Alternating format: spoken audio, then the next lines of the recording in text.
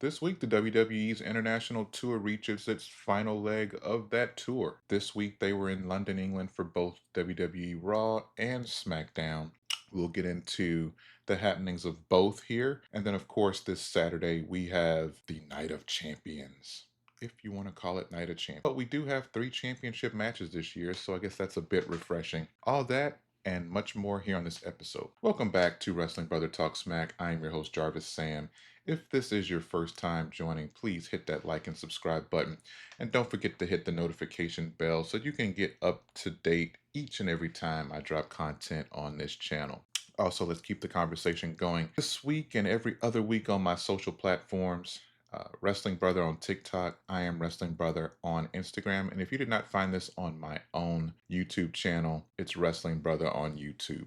Well, let's get into the happenings of the week. So, both Monday Night Raw and this taped episode of Friday Night SmackDown emanated from London, England. If you watched Monday Night Raw, you saw that this was the deadest crowd, one of these foreign shows that we've seen in years. In years. The crowd was, and it very much had everything to do with what they got. And then this taped episode of SmackDown, they had to get creative as they only drew 6,000 fans. Yes, 6,000 people for a foreign show. It's one thing when doing a domestic show, Chicago, LA, Atlanta, New York, Houston, Dallas, when you know that those cities are going to get probably a couple shows every 12 months. And now I guess you can even say that once a year they are on this international tour. It's not guaranteed that they're going to do international tours. So typically those shows are packed to the rim, packed to the rafters, and those fans are excited. Not this week. This week, SmackDown was taped. And back in the day, SmackDown used to be taped. I remember the very first episode of SmackDown. Well, they did the pilot like earlier in the year, I think like in April. And then it was a success. And then it actually had the premiere that fall. The original incarnation of that show, they were taped. And you could go to, your favorite wrestling website and pull up the spoilers at that time. Now, the internet wasn't as accessible as it is now back then. But, if you had, internet connection via AOL, get your little 60-minute CD from your grocery store, pop it in and connect your phone line in there. They'll give you 60 minutes of internet and you can pull up your spoilers or whatever. And what I remember about that, I remember seeing the spoilers for the very first SmackDown. And the main event was Triple H versus The Rock with Shawn Michaels as a special guest referee. And I remember reading those spoilers like on a Wednesday. And I think SmackDown aired Thursday or Friday. I think it was Thursday originally. And I remember like, man, reading the spoilers that, Shawn Michaels was going to end up super kicking The Rock. And that was going to lead to Triple H, retaining the championship in that match. I remember being excited to actually see it play out. Like, even though I read the spoilers, knew what was going to happen, it was still a level of excitement to actually see it transpire and to know if it was real or if it was just some fake story some, fan had put out or whatever. No, this was the spoilers I read. I was like, ugh, I'm full transparency. I'm not watching SmackDown this week. I saw the spoilers and there's nothing on there worth seeing. There's just nothing that I read that I'm just like, I bet that was good. I bet that was interesting. To know that the crowd was dead, to know that it was half empty, to know that they had to tarp off some sections and they had to move fans around to the hard cam side just to make sure it looked good on television, told me everything I needed to know about this show. They'll say there was some, big, soccer game or whatever that also was happening simultaneously while they were taping SmackDown. That should not matter. If the product is good, the people are coming. If you are a avid follower of WWE, you know that SmackDown over the past, let's just say since all year long, has been a mostly thumbs down show. Raw, on the other hand, has been hit or miss. You get some ones that give you, okay, that was good. That made sense. This cooked a little bit, or they had. And then last week we got a really good episode of SmackDown. I said it. It's probably going to be the one that's actually decent. And then this one's going to be tough to get through. Tough to get through, it looks like it will be. Um, so we'll go through. I'm literally going to give you what happened on SmackDown right here. Okay, so Trick Williams and Ricky Saints opened the show with a back and forth promo segment ahead of their match that they're going to have Saturday at great way to open the show. You're not, I'm never mad at a Trick Williams promo, but you know how that went. you just know how that went. BFAB and Mi Chen defeated Tiffany Stratton and Alexa Bliss. Interesting pairing. Tamatonga and Tongaloa. No, I'm sorry. Tamatonga and Talatonga confronted Solo Sikoa and let them know that they're no longer a part of his, like they're leaving him. They're done. That's interesting.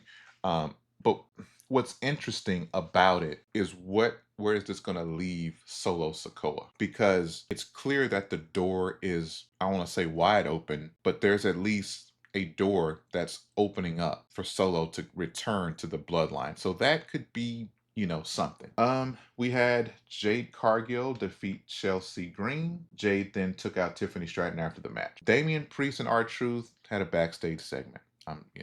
First team all catering. There's a AAA World Cruiserweight Championship match between Rey Fenix and Nathan Frazier. Rey Fenix retained in that matchup. We had an in-ring promo segment between LA Knight and Solo Sikoa. That's going to be, if there was one thing on the show that I probably wouldn't mind seeing, is maybe that. We saw Paige defeat JC Jane. Why is JC Jane losing? Why is JC Jane losing? And why is she losing to Paige? Sami Zayn appeared backstage in a segment with Johnny Gargano per usual.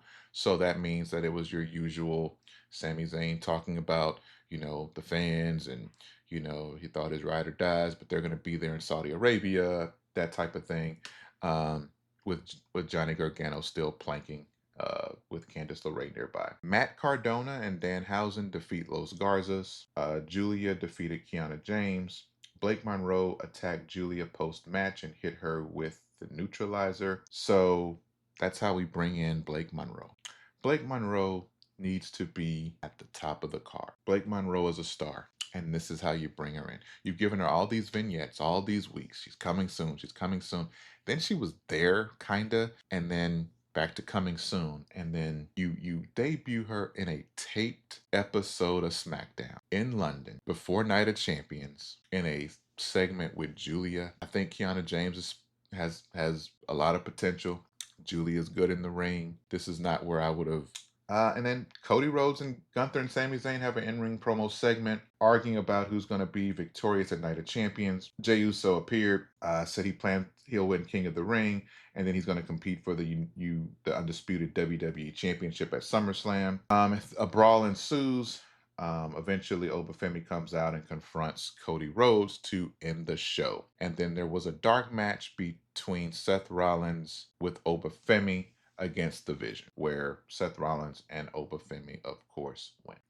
That was SmackDown. I watch SmackDown every week, break it down, analyze it. I'm taking this week off because there's no reason to watch this. They'll run the LA Night. And actually, even more concerning, the episode has leaked online. Like if you go to the right website, you can find the recorded episode of SmackDown with commentary, with everything. They leaked this. So this is going to be a historically low viewership show. This is going to be the lowest rated SmackDown of all time, period.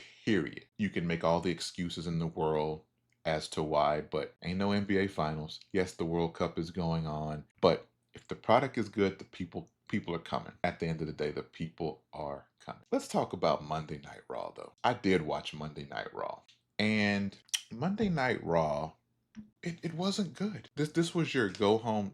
These two shows are your go home shows for Night of Champions, where you're gonna crown a new King of the Ring, a new Queen of the Ring. You have a steel cage grudge match. You have two of the young bright talents in WWE and Trick Williams and Ricky Saints battling for the United States Championship. You got the match that should not be happening between Tiffany Stratton and Jade Cargill. And then you have a triple threat match. Sami Zayn Gunther, Cody Rhodes for the Undisputed Championship. And 3 segments on this show meant absolutely anything, had nothing to do with anything on your go home show. So let's talk about those things. So to me, the best thing on the show was the Chad Gable Alpha Academy segment. Hands down, the most important thing on that show. Chad Gable is through he's on like the Chad Gable apology tour. He's righting his wrongs. He's been apologizing to like all the luchadors and, for making a mockery of it and or what he felt was a mockery of it. So now he's got to the point where let me talk to my old friends. They have a segment where he's in the ring with Otis, Akira Tozawa, and Maxine Dupree, and he's basically talking about everything that he did wrong, acknowledging that it was wrong. He acknowledged that he got more fixated on himself trying to win a singles championship for the first time than developing them, than their friendships, than what they had as a group. He offered apologies. It seemed to each and every one of them individually. He spoke to them and told Otis that he was the best friend he ever had, that, Otis would have jumped in front of a car for him, all the things. And it seemed like Akira Tozawa and Otis were at least open. But then Maxine jumped out in front. It's very clear that the story arc with her is that she's going to ultimately turn heel. It's unclear if the story is going to be that she's likely going to turn heel and depart from Alpha Academy, but right now it was like she was kind of protecting them, and and there was no lie detected in what Maxine Dupree was saying. How he treated them, how he ended up treating them, and whatnot, how he was selfish. It's 100% true. Everything that she said was true, and so many heel turns are rooted in the heel being kind of correct on what their basis for being a heel, and it was good. So he did not get any reconciliation with Alpha Academy. Maxine basically said that they learned that they didn't need him. She said when she won her Intercontinental Championship, it was without him, so they learned that they didn't need him, and they leave.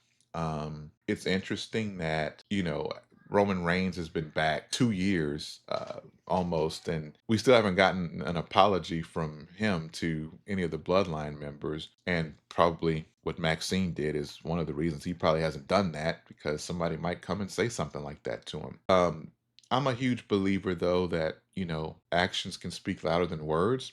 I think Roman Reigns has his family, this go around. It's like he's trying to put them in position to do great things. He's pushing Jey Uso to win King of the Ring and face Cody Rhodes at SummerSlam and win the big title, the one that Roman says is the real title, because the run Roman has is the one that was created because nobody could beat him for the other one. So we'll see. We'll see what happens, but that was good. Then we got a heel turn. Nobody really asked for. Nobody really.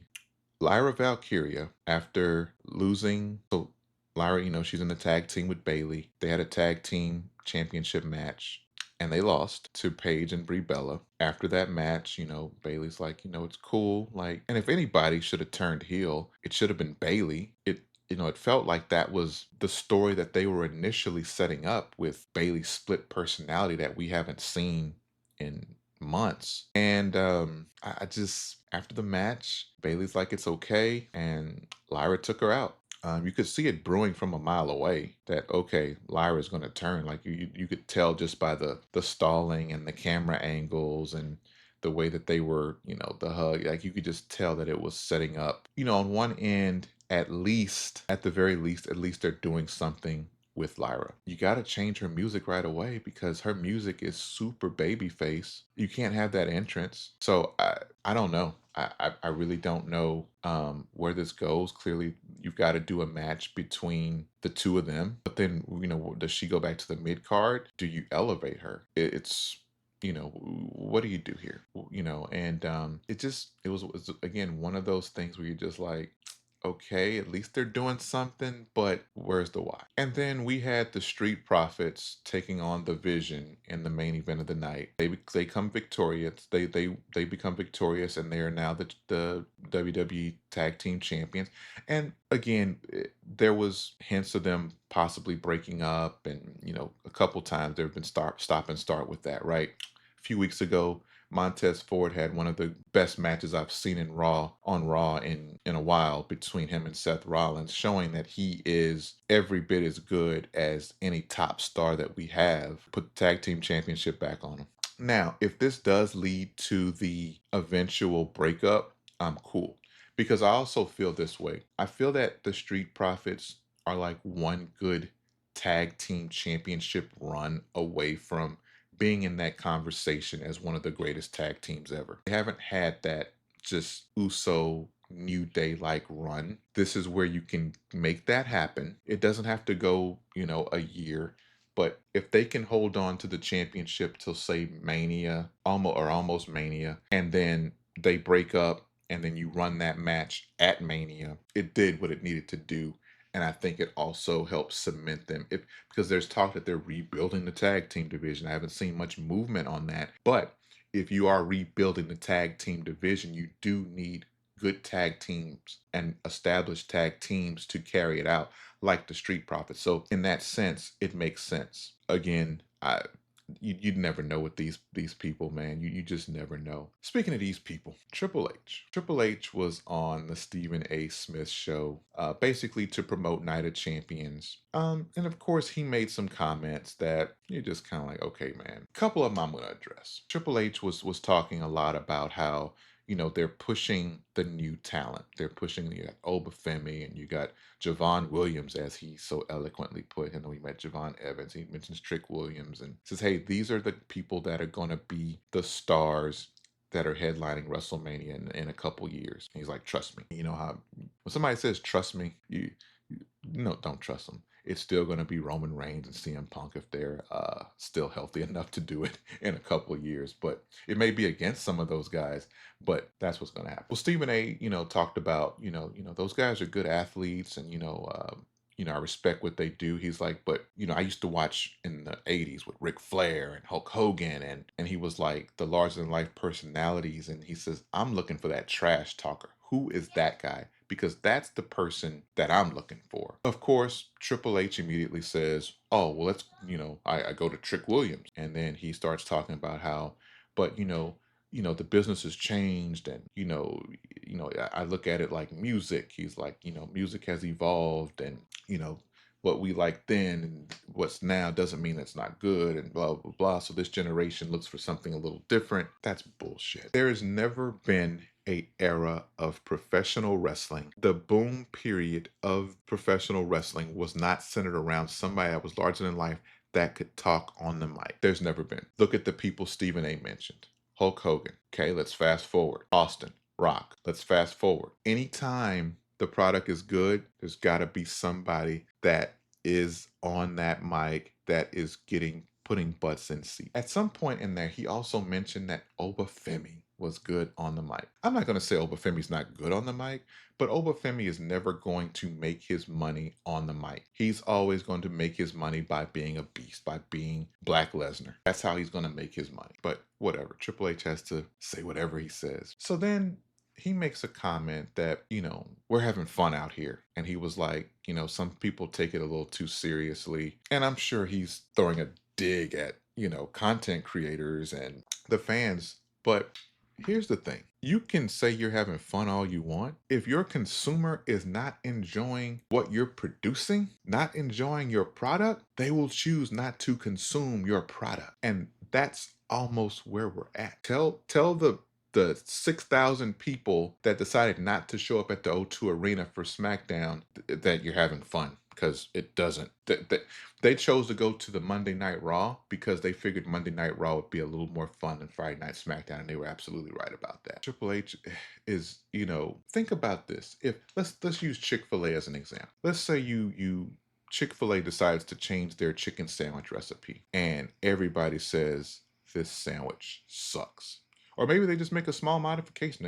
Maybe they don't put pickles on it no more or something, and their sales begin to dip. Do you think the CEO of Chick-fil-A is going to say, oh man, we're having fun, sales are down, the drive-throughs aren't busy anymore, we're having fun? No, because they won't be having fun. If your customer is not enjoying the product, the work is not working. What you're doing is not working. It doesn't matter what you think you're having. Doesn't matter if you're having a good time. If they, we're the ones that matter. It's disappointing to hear somebody that is the head of creative for an organization and a sport that you have 100% freedom to control the narrative, to control the story. It's not like basketball or football or any other sport to where, if a boring team somehow makes it to the NBA finals and the ratings suck because of it, there's nothing you can do. You can control this. You have 100%.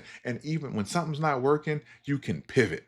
You have that freedom. So to sit here and say, some people take it too seriously and this and that, you're the one that needs to take it seriously, sir, because right now you look like a complete idiot. You have the most stacked roster you could possibly have at your disposal, and you have half empty arenas on the other side of the world. You're having historic viewership lows on your 2 weekly episodic television shows. You are producing PLEs that don't feel like PLEs.